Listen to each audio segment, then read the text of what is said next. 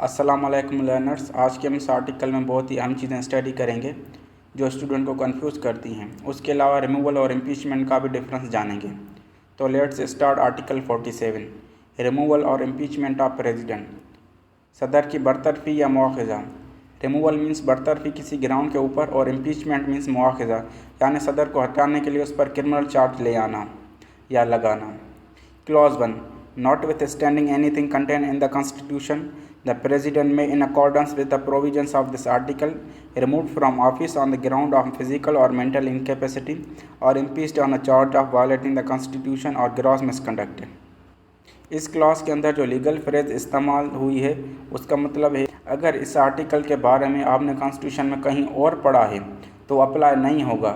ये जो इस आर्टिकल में पढ़ रहे हैं वो इफ़ेक्टिव होगा यानी वो ओवरराइड करेगा।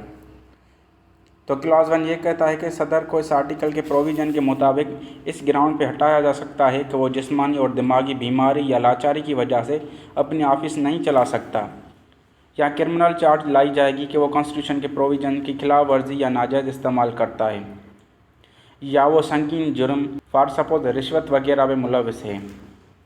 कॉन्स्टिट्यूशन के प्रोविज़न की खिलाफ वर्जी यानी नाजायज़ इस्तेमाल में सदर को आर्टिकल 6 हाई ट्रीजन के मुताबिक सदर को फांसी की सज़ा भी आ सकती है।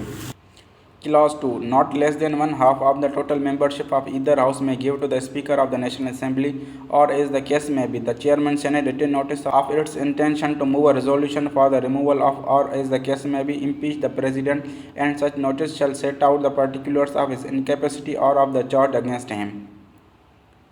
क्लास 2 कहता है अगर सेनेट या नेशनल असेंबली के मतलब दोनों हाउसेज में से किसी एक भी हाउस के टोटल मेंबर्स अगर 50% मेजॉरिटी से स्पीकर ऑफ नेशनल असेंबली या चेयरमैन सेनेट को रिटन नोटिस भेजते हैं इस इरादे से कि सदर को बरतरफ करने के लिए करारदाद पास की जाए, तो इससे नोटिस में लिखा जाएगा कि सदर लाचारी की वजह से अपनी ऑफिस नहीं चला सकता या उसके खिलाफ चार्ज है। Clause 3, if a notice under Clause 2 is received by the chairman senate, he shall transmit it forthwith to speaker. Class 3 ये कहता है कि अगर क्लास 2 में लिखा गया नोटिस चेयरमैन सेनेट को दिया जाएगा तो वो स्पीकर नेशनल असेंबली को भेजेगा। Clause 4, the speaker shall within the 3 days of the receipt of notice under clause 2 और clause 3 cause a copy of the notice to be transmitted to the president. Clause 4 में बताया गया है कि class 2 में अगर डायरेक्ट स्पीकर को notice मौसूल होता है या क्लास 3 के मुताबिक चेयरमैन सेनेट की जानिब से मिलता है तो स्पीकर नेशनल असेंबली 3 दिन के अंदर उस नोटिस की रसीद सदर को भेजेगा। Class 5, the speaker shall summon the two houses to meet in a joint sitting not earlier than 7 days and not later than 14 days after the receipt of the notice by him. Class 5 ये कहता है कि speaker national assembly notice मौसूल होने से 7 दिन के बाद और 14 दिन से पहले दोनों हाउसेस का जॉइंट सिटिंग का इजलास बुलाएगा। जॉइंट सिटिंग मीन्स दोनों हाउसेस के मेंबर एक साथ बैठेंगे एक ही इजलास में, वो जॉइंट सिटिंग कहलाता है। Clause 6, the joint sitting may investigate or cause to be investigated the ground or the charge upon which the notice founded. Joint sitting का इजलास इस बुनियाद या चार्ज की तहकीकात करेगा जिस पर नोटिस की बुनियाद रखी गई होगी।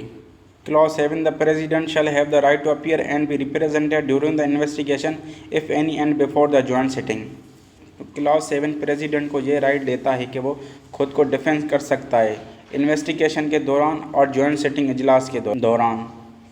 Clause 8, if after consideration of the result of the investigation, if any resolution is passed at the joint sitting by the votes not less than 2/3 of the total membership of Majlis-e-Shura Parliament, declaring that the President is unfit to hold the office due to incapacity or is guilty of the violating Constitution or of gross misconduct, the President shall cease to hold office immediately on the passing of the resolution. Clause 8 के मुताबिक अगर तहकीकात के नताज पर गौर करने के बाद अगर कोई करारदाद 2/3 मेजॉरिटी ऑफ टोटल मेंबरशिप से पास हो जाती है और साबित हो जाता है कि सदर अपनी ऑफिस चलाने के लिए नाअहल है किसी लाचारी की वजह से या मुजरिम है कॉन्स्टिट्यूशन की वायलेशन या ग्रॉस मिसकंडक्ट के जुर्म में, तो सदर करारदाद पास होते ही फ़ौरन अपने ओहदे से फारिग हो जाएंगे। तो डियर व्यूवर्स, ये था आर्टिकल 47 का कंसेप्ट। तो इंशाल्लाह नेक्स्ट लेक्चर में हम आर्टिकल 48 और 49 डिस्कस करेंगे। तब तक के लिए keep curious, keep learning, keep growing. अल्लाह हाफिज़।